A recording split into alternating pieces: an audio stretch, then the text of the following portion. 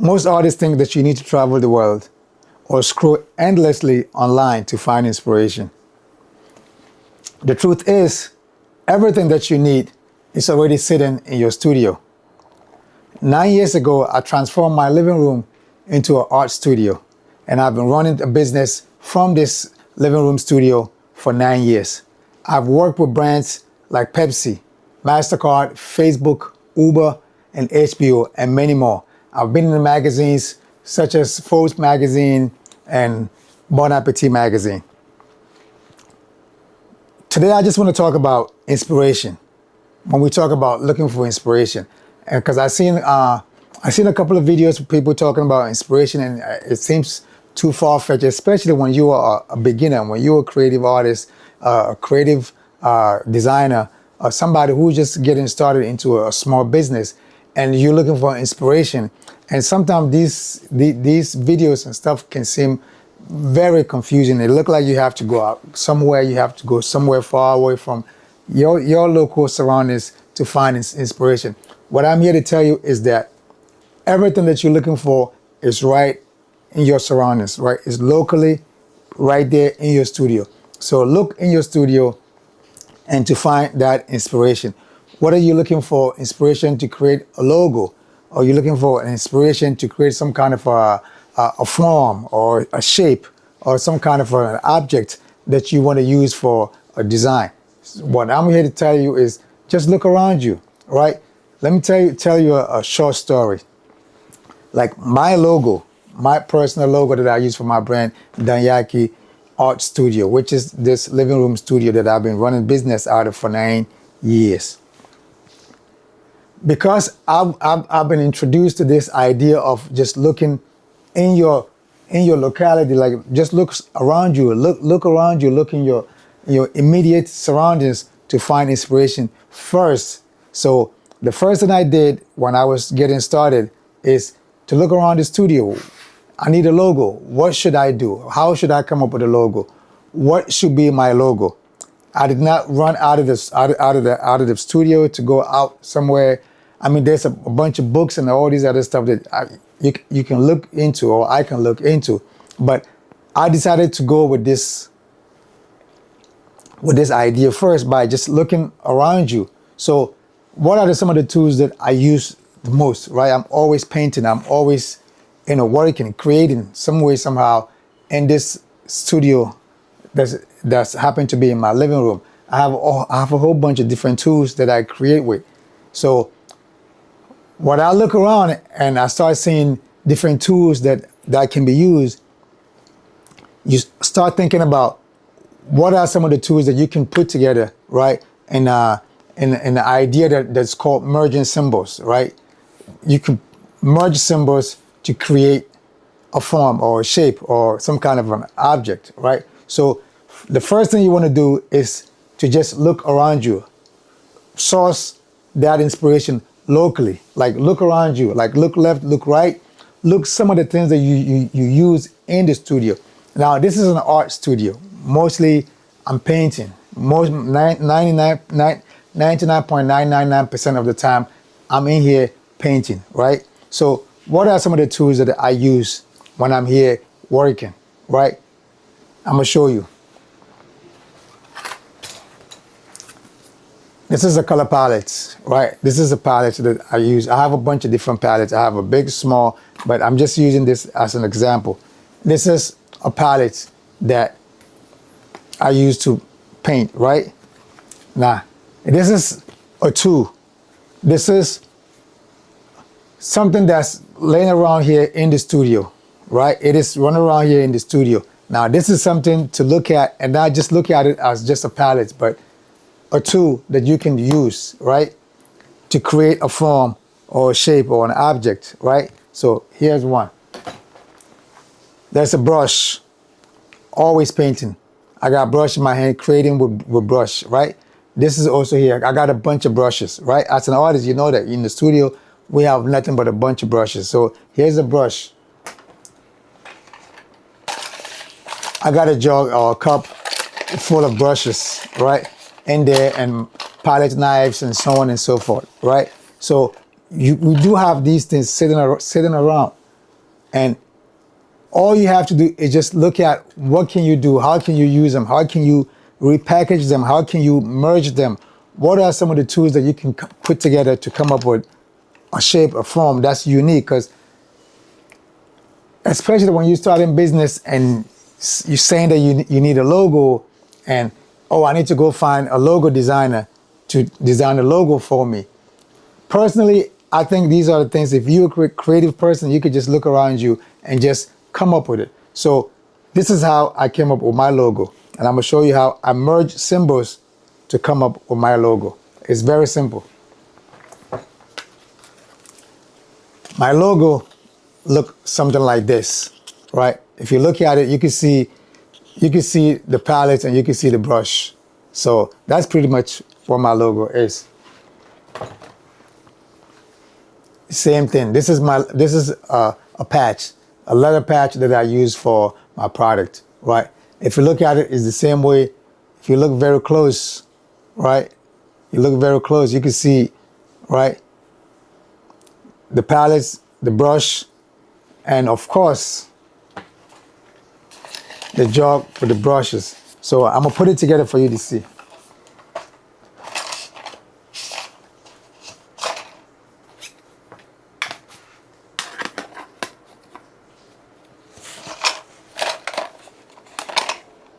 So this is my logo, right? First, it was a palette and a brush, right? And usually this is how it is. Like when I'm not painting, the brush will be sitting on the palette, and then my jug with all the brushes will be sitting right next to it. So I decided to put all these pieces together and then come up with a logo, and this is my logo. And when I look at it, I started playing with some sketches, refining those sketches, right? And slowly pushing it and moving it and moving it and pushing it, and that ended up it became my logo. So that's what you see on this patch. Like if you go on my website, if you look at any of my product, this is the logo you're gonna see. And this is not something that I went out there and hired some kind of a logo designer or somebody, who specializes in doing something, some kind of a logo for corporate businesses. And especially when I'm starting a business, and 9 years ago starting a business, it was tough. It wasn't easy. So I wasn't ready to just go spend money like that, for like a logo design and all this other stuff. So I look around me and I was able to come up with this unique logo. People love my logo. Like people love my logo. Like everywhere I go, people see this logo. Oh, this is amazing. And it relates. I just combine a palette, a brush, and a jug with a bunch of brushes in there, and then put them together, and that's the logo, and then merge them all together. It's called merging symbols. So look around your studio, look around your design table, right? Look around you, whatever it is that you create. Look for what are some of the things that you can put together. What are some of the things? You can be 2 things or 3 things or 4 things that you can put together. You can merge and create a logo or create some kind of an object or a form or a shape. What can you use? Start looking around your studio right now so you can come up with some kind of idea, right?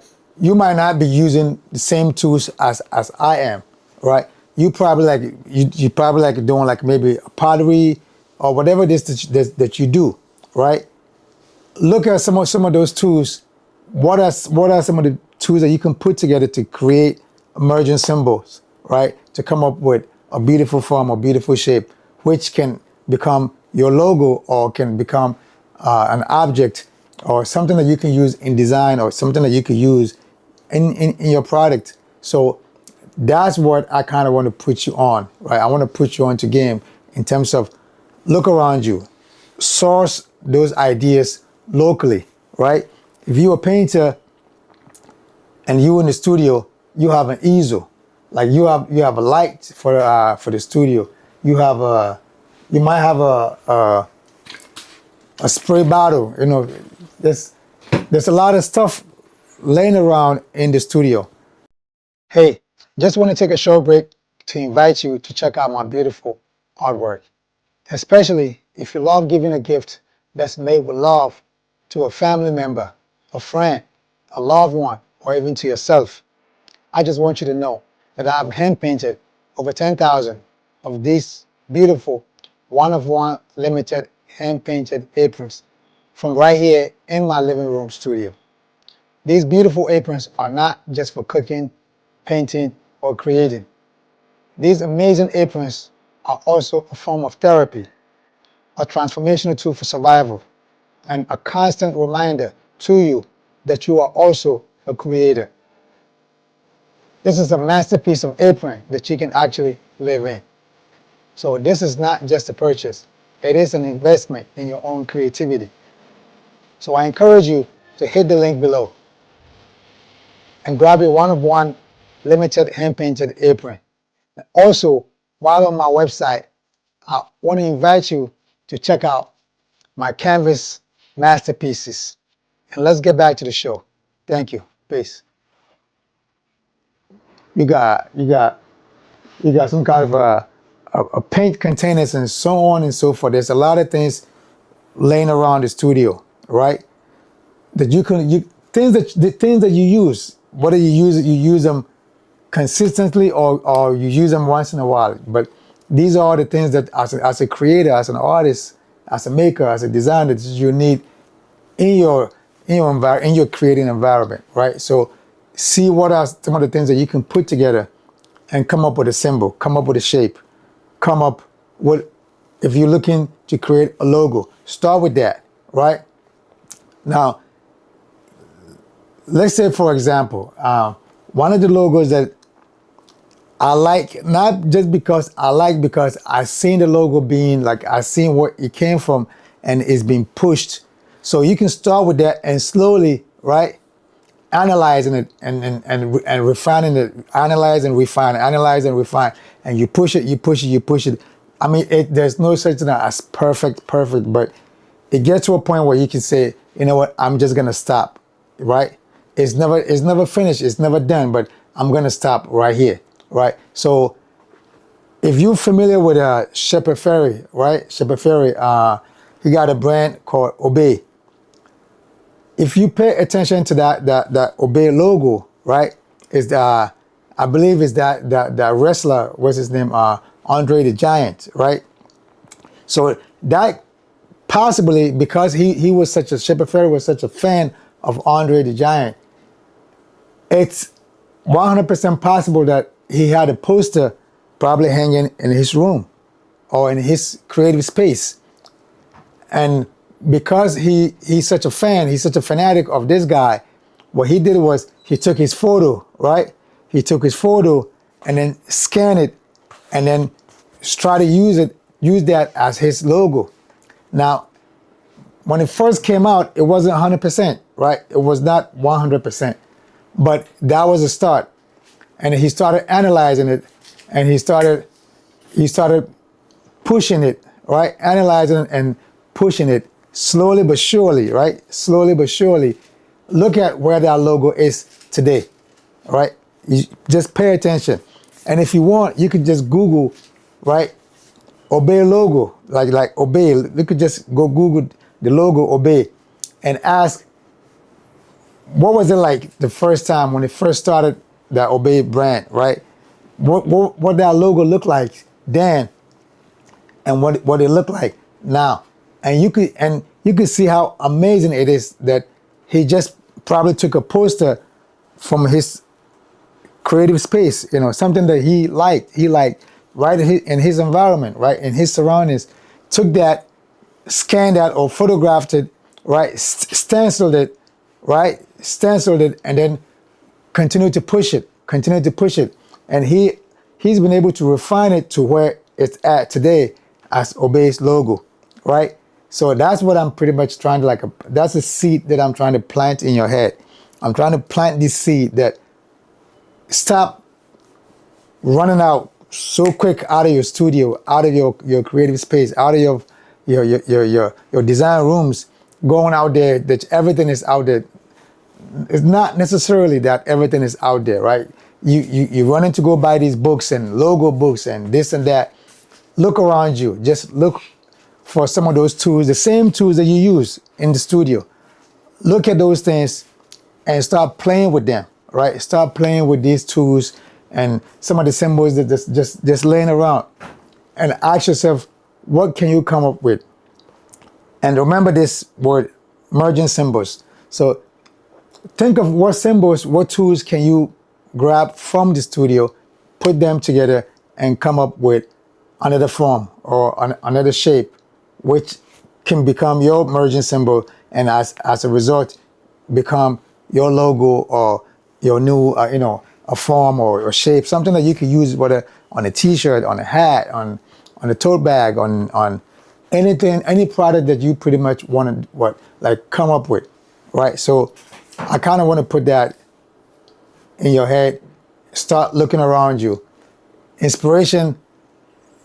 Looking for inspiration, you don't have to look far, right? Like I learned this from like early days in school. Like looking for inspirations, there's no need for you to be looking so far away. All you have to do is just look around you, your immediate surroundings. Like source your inspiration locally. Source your inspiration locally. Like look around your surroundings, look around your environment, look around where you create. Everything that you're looking for is probably right there. Now, if you want to run into a book and find some new book or whatever, it's possible that some of your old design books or some of your old art books might give you some of those kind of inspiration. There's no need for you to be running outside. So just look around you. Don't look too far. Everything that you're looking for is right here, right? Everything that you're looking for creatively is right there. It's laying around. You're just not paying it attention, right? If you look very close, you will find it, right? If you look very close, you will find it. So I want to plant that seed into your head and start looking for, right? Inspiration is not over there. Inspiration is like right here. Me, myself personally, I used to be always outside, like always out in the art district, from gallery to gallery, from galleries, just run around, just but so-called looking for inspiration. And it was a good thing, and I'm glad that I did that, because what it did for me was, after doing all these, explorations, after exploring here, going from I would say from like 30th Street down to like 21st or even further down, like it's nothing but galleries, and I'm just going up and down, street by street, block by block, just absorbing, just soaking them in, right? Going from this museum to that museum and back and forth, buying this book and buying that book. But at the end of the day, coming up with my logo, it was just the basic tools that I used every day, right? That's how my logo came out. So what I'm trying to say is, if you're looking to come up with something, looking to come up with an idea, some kind of an object, some kind of a design, a form or shape that you can use, it's not always advisable to just run out, because thinking that everything is out there, right? Like, oh, everything is out there. All I got to do is just go out there. No, it's right here. So look right here. That's what I'm trying to say, right? And it's the same thing with business. Like, I apply the same principles to my business as well. Like this, just running over there it hasn't been my thing. I would say for the past 9 years that I started my business out of my living room. Ever since I transformed my living room into a studio, into my art studio, I have stopped running over there. I have to look here first. Whatever it is that I'm looking for, I got to look for it here. If I can't find it, but most likely I will find it. If I cannot find it at all, that's when over there becomes an issue that, okay, I have to go over there and just go find out. But I always look around here first. It's the same thing with business. When I first started my creative small business, I'm hearing it all. Everybody was saying what they're saying. Yo, get your website right and your Instagram and do this and do that. And I did. Initially, I spent money, I got my website done and I did this. Ever advice that was given to me was used. I used all those advices. But in the end, guess what happened? I don't know, maybe I wasn't lucky enough, right? So my social media didn't explode, right? My Instagram didn't explode like this, and businesses just started to take off. I hear all the stories, right? You hear all the stories. Oh, somebody as soon as they went on Instagram, and then the business just took off, and now they're here. Now it didn't happen for me. Oh, they created this business, and then their website, and then everything. No, it did not happen for me like that. So when nothing was working and nothing was happening, I have to look locally. I have to look like right here. What should I do? Something must be done. Otherwise, my business is over with, right? And I could not stand. I could not stand. Spending all these years in school, and then all I wanted to do was to start my own business, my own small creative business. No matter what, I can stay in my little bubble, as I am doing right now, and I've been doing it for 9 years. Thankfully, thank God, thankfully. And as a result, Pepsi came on board, MasterCard, they came on board. Facebook, they've been on board. Uber, been on board. HBO, been on board. Forbes gave me a shout out in the magazine, right? Bon Appetit, shout out in the magazine. Food and Wine, right? So I have been fortunate enough to do business with a lot of brands. Like I had a Pepsi shot a commercial on me for 1 minute right here in this living room. Like Pepsi came here, I couldn't believe they came here on my block. And when I tell you the trailers, they shut this block down for like 48 hours just for the Pepsi trailers and all the big cables and everything. I swear I thought it was like a Hollywood movie, but it was me right here in my living room in my workstation, and we were shooting a 1 minute Pepsi commercial. Right? It's on YouTube. It's on my social media. If you want, you can see it. Right? I think it's somewhere on my YouTube as well. But it was for that, and this is just me, just keeping it right here. All right, and not that I don't want to look over there. I do want all the big. I want my social media to explode. I want my website to go bananas, to explode. But I have to build it brick by brick, one step at a time. So, and that's what I did, and that's what I've been doing for 9 years. And of course, my business has gotten to a point where it was way better than what it was 9 years ago, and I've been able to stay in business. And this has been my kind of like a principle to stay on, like to stay on course. Staying in business is way more important than starting a business. So that's why you got to pay attention to your local surroundings, right? Pick inspirations from your local surroundings. You want to start a business? Start a business locally. Start it locally. You want to start selling your product, whatever it is that you want to come up with, a merch, a complete package product, whatever it is that you want to come up with, right? Whatever it is that you want to come up with, start selling it locally. Like right here, you can find everything that you're looking for, right? Start right where you at, right? Right where you at, that's where to start. If this is your art studio and you want to start looking to create a logo, look right here. Look for symbols, put them together, and start with that as your logo. Trust me, over time, you will be able to analyze and refine that logo as you go, or whatever, or even the design, whatever that is. Before you know it, you got it right. But you got to start somewhere. You got to start messy, making it an ideation, a journey of an ideation, imperfect ideation. Start where you at. So if the same thing with starting your small creative business, like start right where you are and sell right where you at as well, right? Start selling right here, whatever you are, right? Whatever you are, whatever streets you on, start selling from there, right? Anywhere you find yourself, start selling from there. And anywhere you find yourself, start your business right there and slowly push it. Whether we're gonna push it online, we're gonna push it, on your website, social media, all those other stuff. But start somewhere. Look locally. Look right here. Inspiration. The real inspiration actually doesn't come from anywhere far from you. It comes from right here, right around your surroundings, right? It's just like, think about people who all these great movies and all these great songs and all these other stuff. Like people will talk about their own experience, right? This is sourcing from within, sourcing locally, right?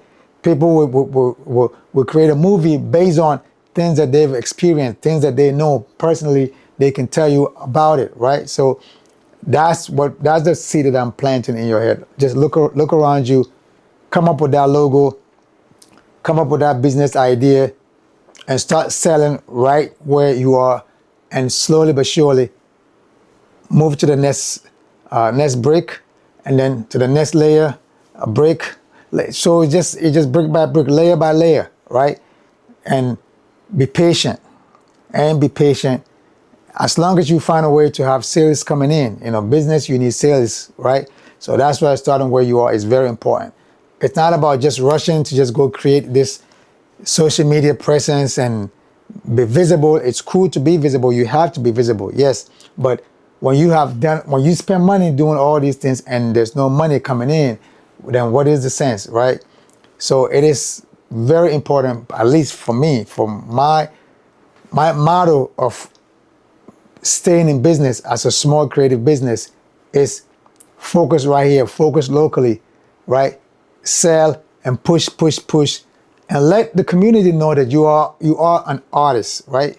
When you keep it local and you stay in that community, whatever corner streets or whatever in front of whether it's a museum or it's a gallery or a spot or a theater that you find yourself posting up and selling your stuff, right? If you keep doing that consistently, the community will know you. They will begin to identify you as that guy or that designer, that maker, that artist. That's the guy who be in front of this place, or he be on this street, or he be in this corner. Then you become known as that. You build from that. Now that alone is the testimony, right? That is your social currency, right? Physical, locally, like right here, tangible social currency that you can build on. Take that and show that online, right?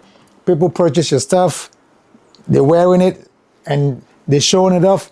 That's the currency. You capture that and you show that on your social media, on your website, and then when people see it and they believe in it, they start trust you. They start trusting you, right?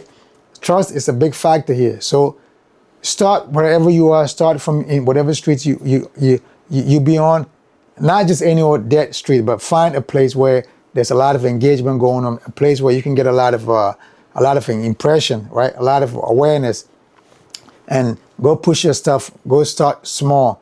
Start with something that you can sell, right? You can sell like what we call it. We call it cash and carry, right? Cash and carry. I call it mixtape, right? I call it mixtape. Like as an artist, if you don't do those things, the chances of you becoming a starving artist is very high.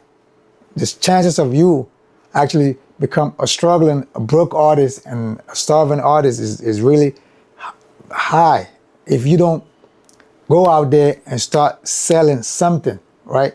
You're an artist, right? There's so many ways to be an artist. Nobody can have a single definition of what being an artist is, and that you have to stay in that path. If that means that you have to starve and you have to stay broke and you have to struggle, there's no rules, right? There's no rules on that. You have to find a way to survive. Whatever it is that you do, just make sure that you make it artistic, right? Like it comes out very creative, right? Like creatively, you got to start making things that people can appreciate, right? Very artistic, very creative, very unique. And the community will start appreciating. They will love you, and your business start right there. That's how you start that business, and slowly right? And slowly push it online, and it becomes, right, what it is. Now, if it doesn't become what it is in the timely frame that you're looking for, at least you stay in business, which is the most important part of it. The most important part of it is staying in business, not launching the business and not saying that I have a business, but actually staying in business. What does staying in business mean? Staying in business means that you have sales coming in. You're selling products, right? You go out there with 5 products, you sell 1, you sell 2, you come back home with 3. Next week you go back with 10, you sell 4. That's how you stay in business, right? People are buying your product. As they're buying it, your name is becoming known out there. People getting to know you, right? And then your signature is being built out there. When people see, like, oh, that's that guy. Oh, him. Oh, yeah, I know him. Oh, yeah, he be in that street, he be in that corner. And it's the same thing when you start to shift online.